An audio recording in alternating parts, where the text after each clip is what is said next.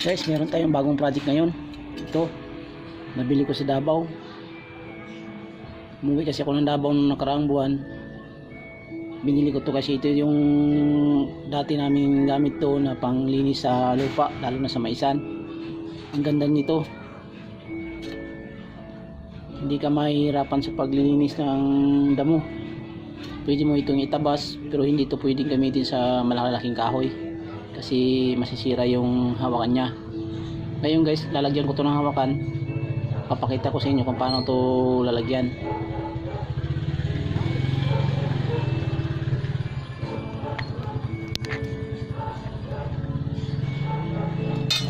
Ito yung kahoy niya na medyo may pagkabalik ko konti para tama siya paghawak. Yun. Dito natin siya ilalagay, parang ganito.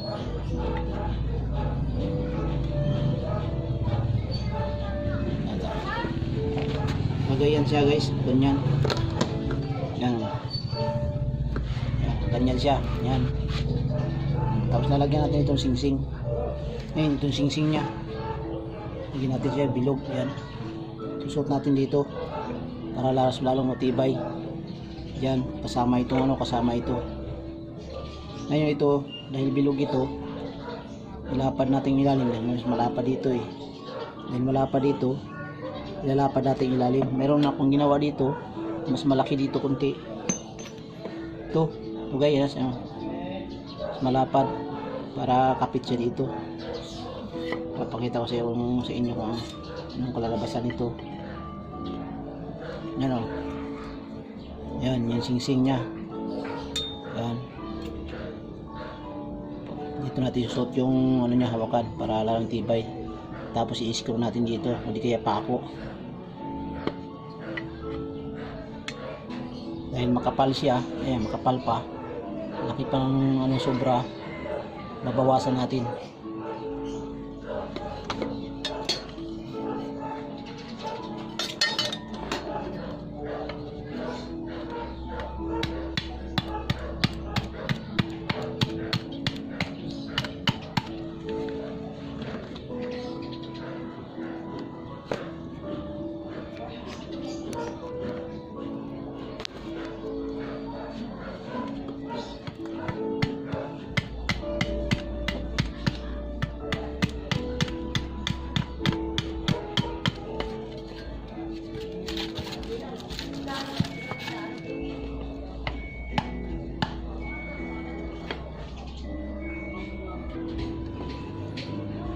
Guys, itong ginamit kong kahoy, lang to, medyo hindi maganda.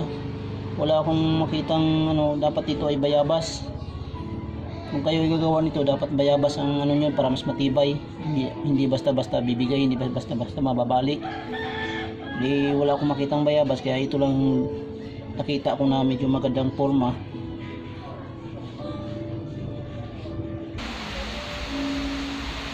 Umulan tayo, kaya isod tayo. Mabasa. Ulan guys, sama ng panahon no.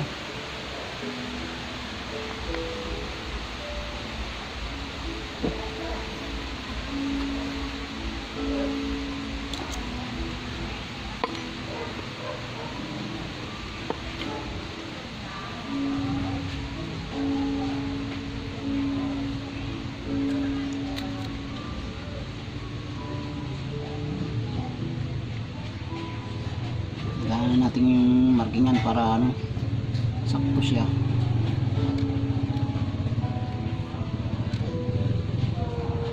Mas marking. Gamitan natin graders para maganda.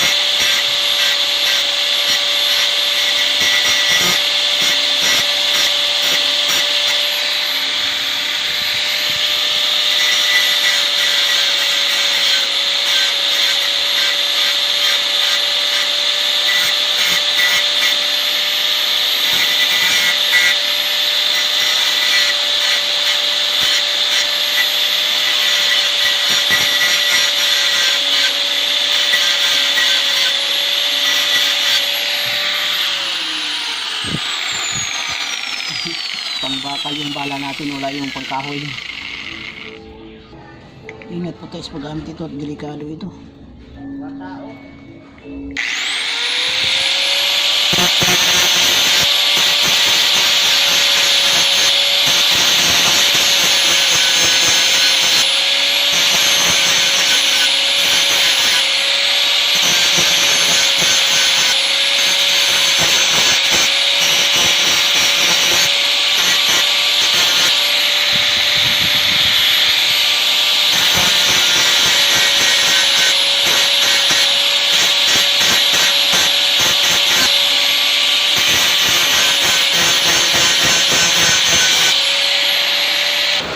Bigla pong umulan, pasok tayo sa loob kasi ulan eh.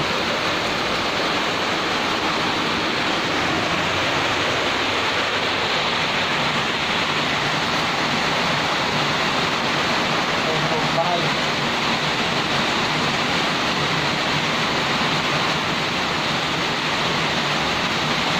Basta na ulan pa rin siya.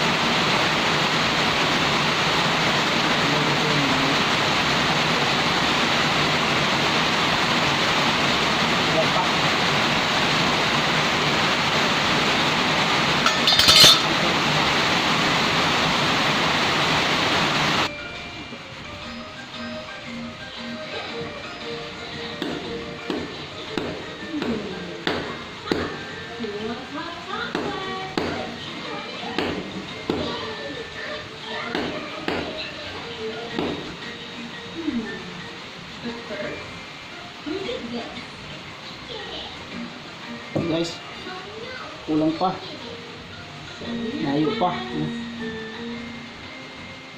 nakatabot siya dito sa gad. Yan, layo pa.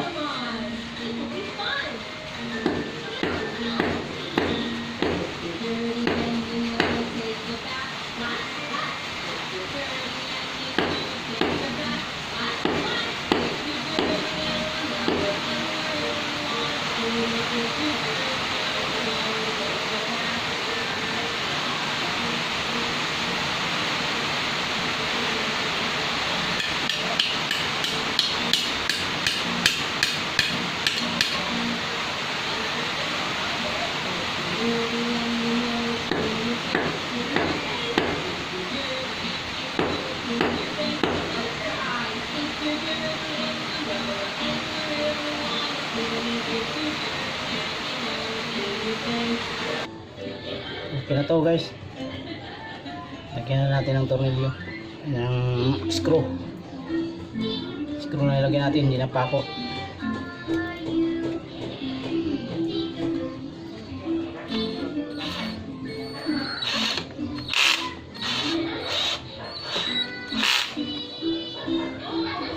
Hindi pala pwede, hindi nakabaon.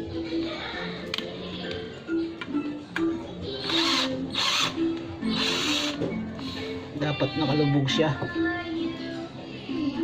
Yan ang pala talaga pako.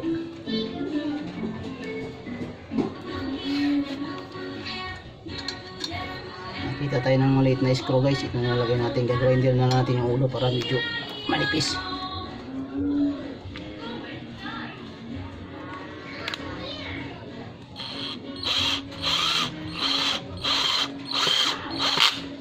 Ayan. Ganda. Tibay.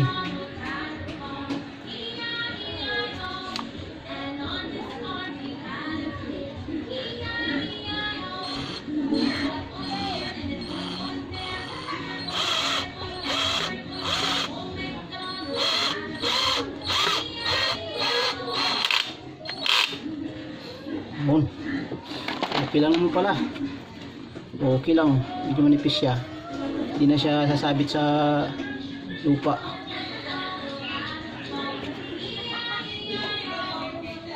Okay na guys. Linisin na lang. Linisin na lang to. Kunti. Tsaka dito. Para medyo hindi bukol. Kunting linis lang yan. Paislanting. Try natin kung paano gamitin. Ito, damhan dito.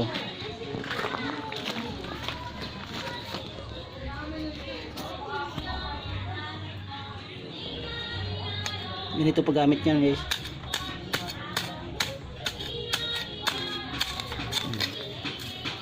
Kahit ugat niya kayang tanggalin.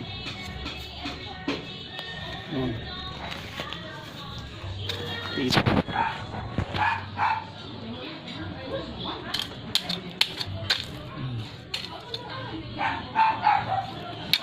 Ganda gamitin. Pwede rin siyang pangtabas. Yan. Yan. Tabas. Ganda. Kahit naka tayo ka, kayang kaya.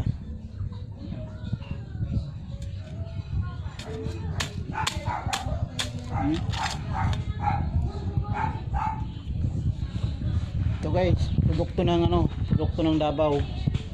Ito ang ginagamit namin yung nandun pa sa Davao at naglilinis kami ng maisan. Ito, kahit na gaano kahaba yung ng mais, tuwagin sa may tudling, bilis namin, nakagayon lang kami sa damuhan yung gilid ng mais, tanggal agad ng mga damo. Ayan, yung iba naman pag medyo mabubuhangin yung lupa, malambot yung lupa niya, kahit na mo lang, idikit mo lang sa lupa yan, sabay hilain mo, tanggal na yung niya, yung damo kasama yung ugat. Ito magandang gamitin, pwede pang tabas, parang itak na rin yung niya, yung talas niya, kasi yung ganda yung subo. Okay, so ganda, linisin na lang yan, pagbilulugin, tapos lagyan ng guma rito para medyo ganda hawakan. Wala to dito sa guys, sa Luzon, sa Mindanao lang to makikita. Pero dahil uwi ako ng Davao at bumili ako nito dalawa, mayroon na dito sa Luzon. Ako pa ang panaunahan nito dito. Yan, daming pinyahan dito sa likod, pwede dito gamitin nila. Salamat guys pa suporta sa bagong channel ko. At ang pakita ko naman sa inyong gagawin ko ay iba-iba, kasi nga ang trabaho ko ay iba-iba. Construction, halos lahat ng sa construction marunong ako. Pero ngayon nandito ako sa tahian kasi magaling din ako sa pananahi. Kahit iba-ibang damit kaya kong buuin. Ngayon ginagawa namin ay panty o bubuo. Bawal nga lang ipasok ang cellphone, kaya hindi ako makapag-vlog doon. Guys, salamat, pasuporta na lang sa bagong channel ko.